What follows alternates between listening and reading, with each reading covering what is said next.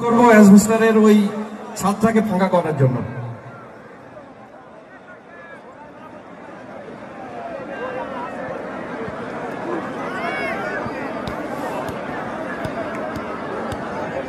দ্বিতীয় দিনে মাখালতলা রিক্রিয়েশন সংঘের ময়দান একেবারে ফুটবল প্রেমী দর্শকের দ্বারা কানায় কানায় পরিপূর্ণ হয়ে উঠেছে, আর এইদিকে আস্তে আস্তে আলোর স্বল্পতা দেখা দিচ্ছে।